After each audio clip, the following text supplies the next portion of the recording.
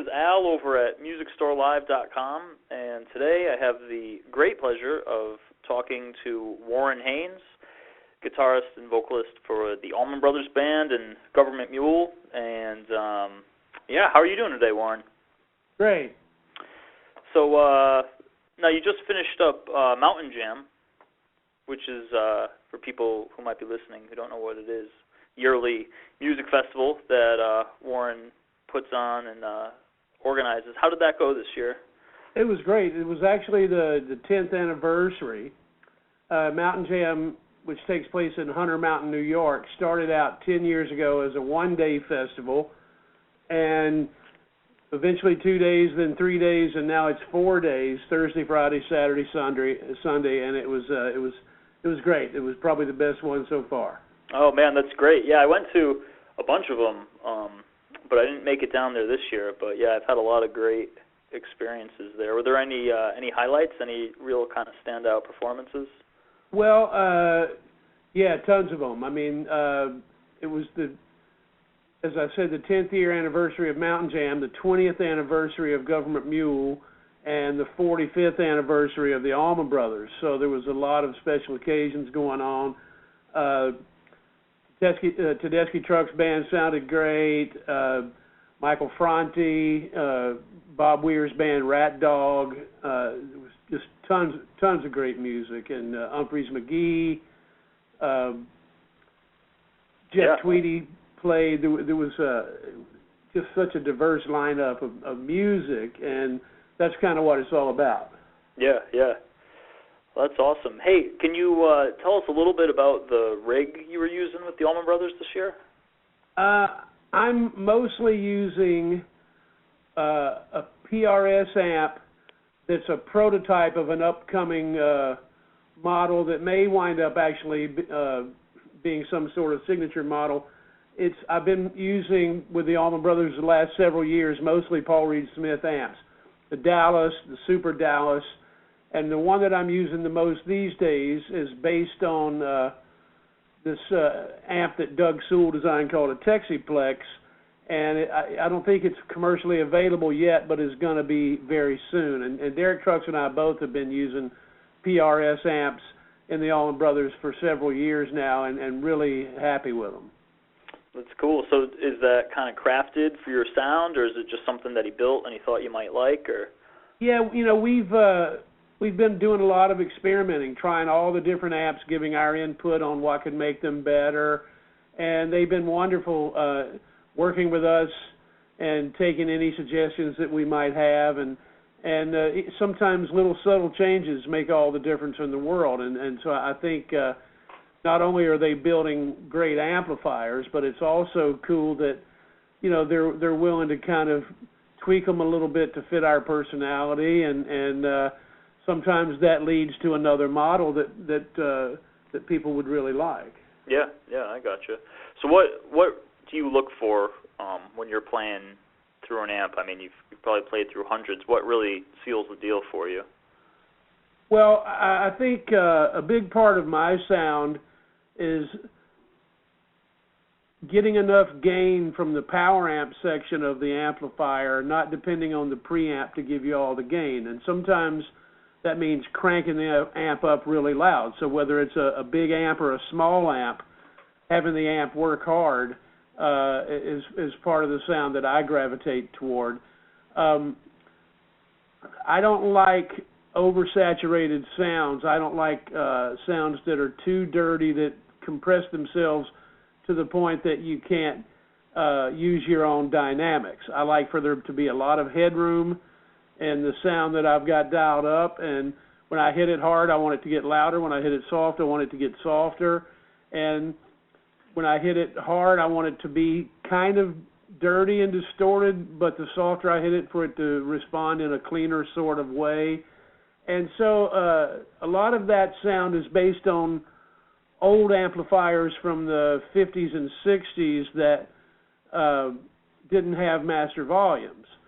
So, the fewer knobs, the better in some cases, and I like just straight, simple wiring and design.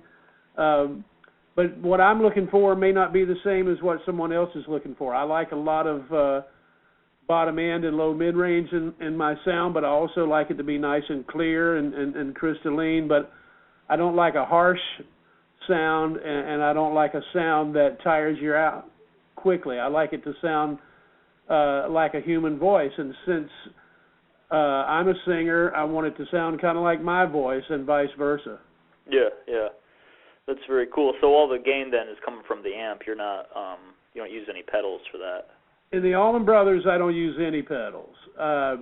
In Gov't Mule, I have that option because it's a much smaller band, and it's nice to have some things like a Leslie simulator and a tremolo unit, and occasionally even a delay and things like that. But the majority of the sounds that I choose in general are just straight into the amp sort of sounds. And in the Allman Brothers, that's 100% of the time. Yeah. That's cool. And you mentioned the thing about the low mids and the kind of low end. That's always been the thing that's kind of struck me about your sound is the mid-range. I think a lot of players, their tone kind of gets muddy when they start boosting that mid-range, but with you it cuts through, you know. Is that something that you've always done since you've been playing, or did you kind of stumble across that?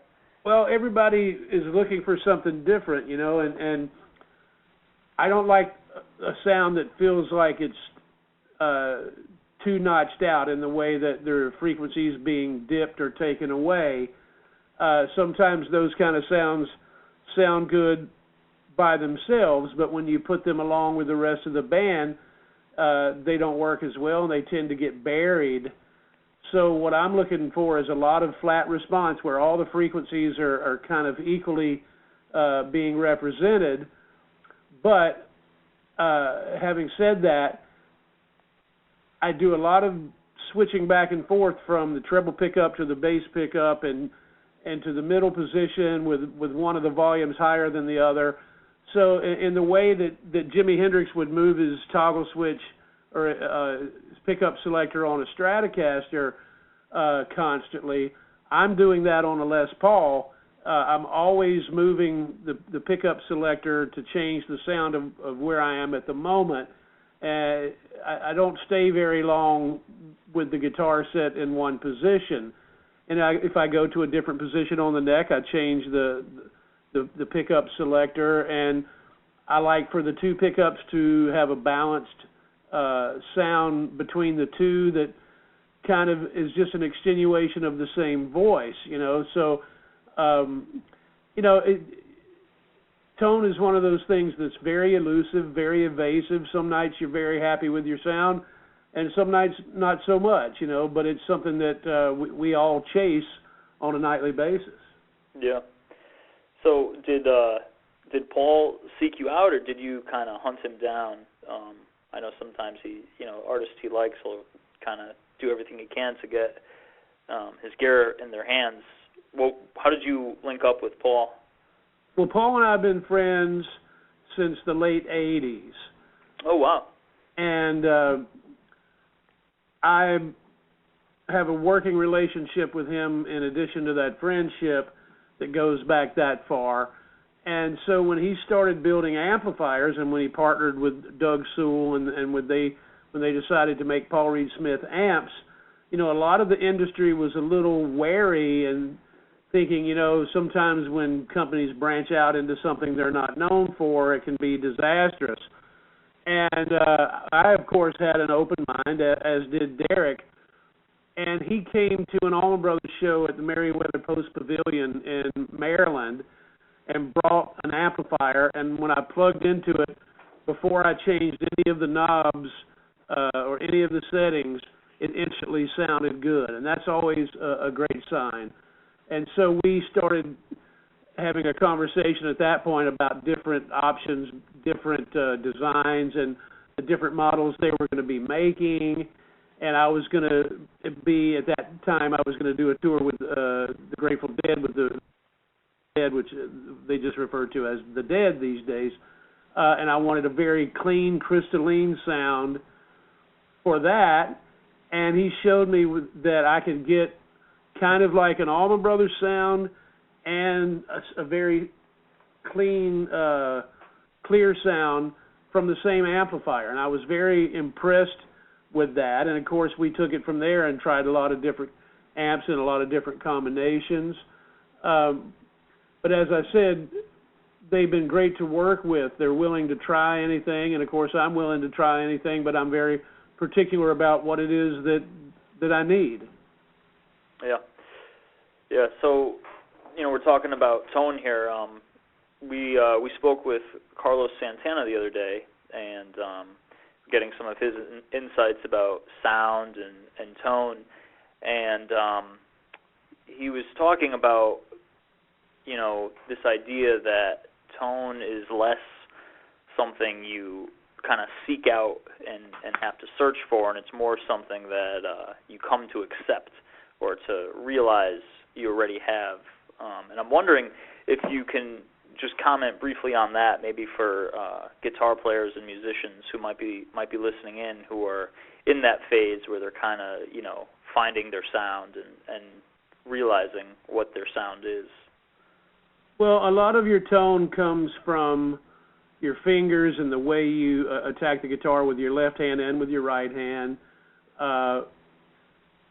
I've heard a lot of great guitar players pick up someone else's instrument through someone else's rig and still sound like themselves, and that's the sign of a great musician. But when you're looking for the tone that makes you comfortable, 90% is not enough. You can get a great tone through just about any amp, playing just about any guitar. You can get a good workable sound, and people that really know how to dial in a tone, in some cases will get a beautiful sound. But when you're looking for your own signature sound, one that represents your personality and your own voice, that extra 10% is the whole world. And so sometimes someone listening may not even notice the difference between a sound that's frustrating to you and a sound that is inspiring you to play, but it is that small little universe that allows us to go beyond our own ability. And so I think a lot of great guitar players know what they're looking for, and maybe they're constantly struggling to find it, but in some cases just knowing what not to be satisfied with and how to alter it for the better is a big part of that quest. A lot of young guitar players turn the wrong knobs, or they turn the knobs too much. Sometimes you just need a drastic change in the sound that you already have to make it a really good sound.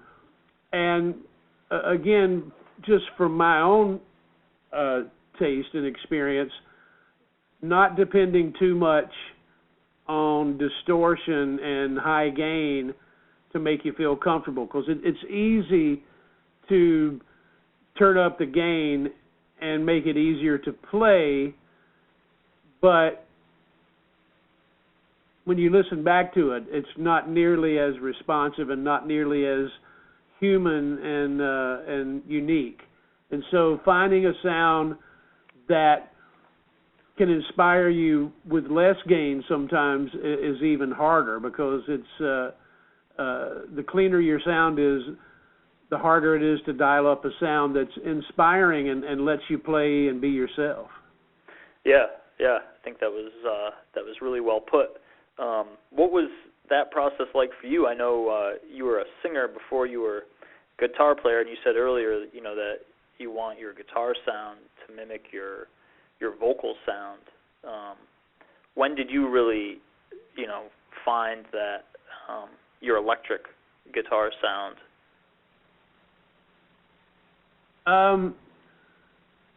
I think it's a constant quest, but I know that early on, even as a young teenager, I was always gravitating toward sounds that were big and fat and creamy, and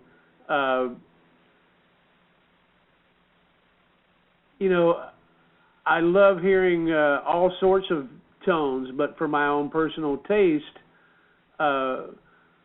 those kind of warm sounds always tended to please me more. And maybe that's because being a singer, I was trying to get more of that sound out of my own voice, and that was the type of singers that I gravitated toward as a fan, as a listener. Because when you think about B.B. King or Bonnie Raitt, their guitar and their voice are kind of an extension of their personality, and in some ways very similar to each other. Yeah, I gotcha. All right, well, if we could switch gears a little bit here, you mentioned earlier, you've heard great players pick up someone else's guitar and they still sound like themselves. It reminds me, I saw you playing a Mike Mushak baritone on some tunes lately, and that kind of just struck me as, I was like, oh, well, why is Warren playing that guitar? How did that come about? Well, I had written a couple of songs on an acoustic baritone guitar, and Paul had sent me one of those electric baritones to try out. And so when I got into the studio, I just plugged it in. It was tuned the same way that my acoustic was, and it sounded great. So I wound up recording 3 or 4 songs with that instrument,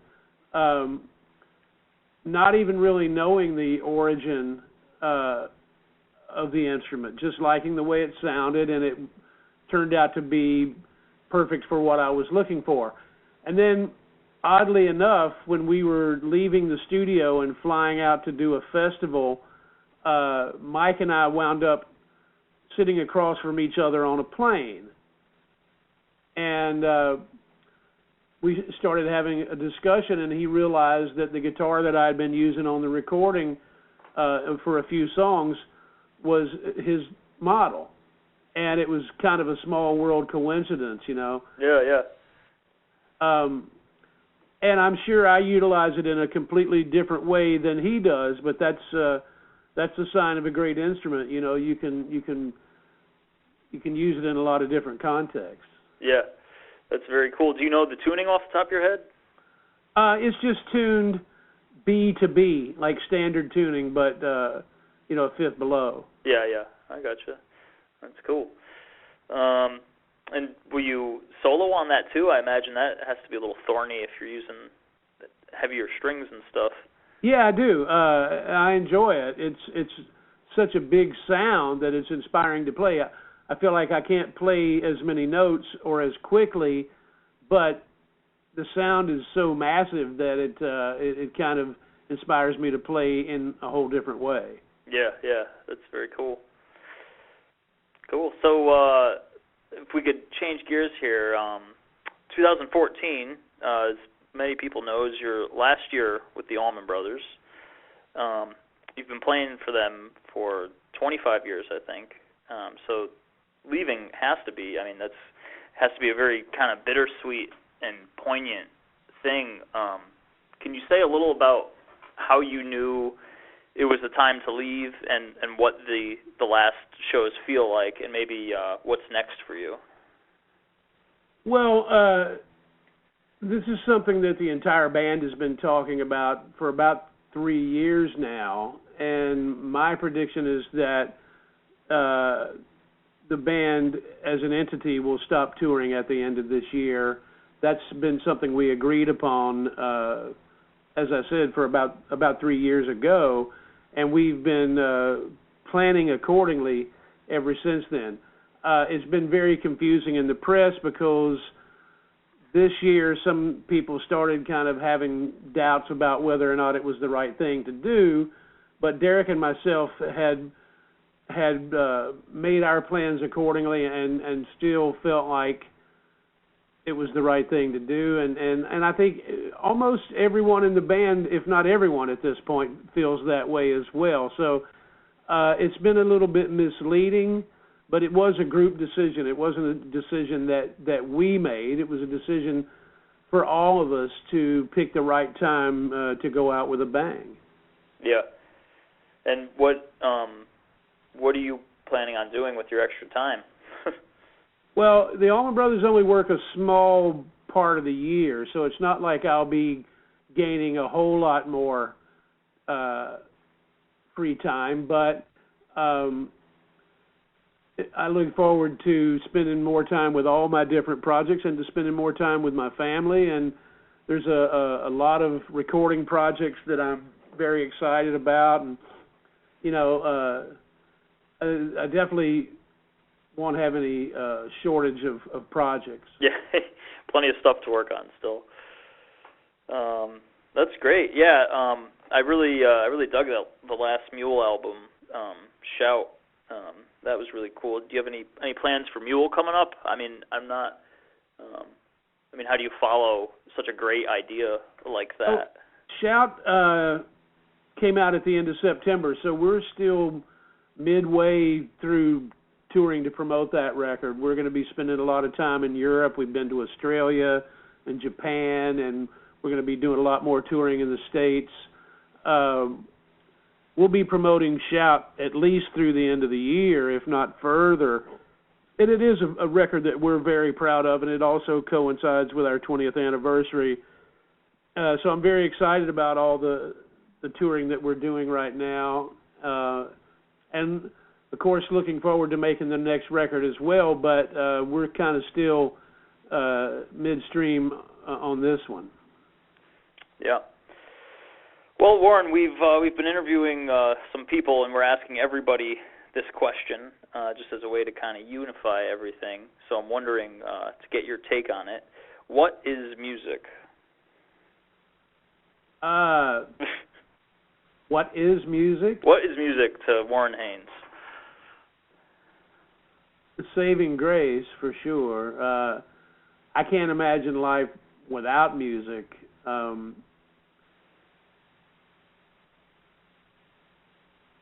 It's the one constant in my life that is always positive, and I think it's something that some people may take for granted, but a world without it would be dark and bleak.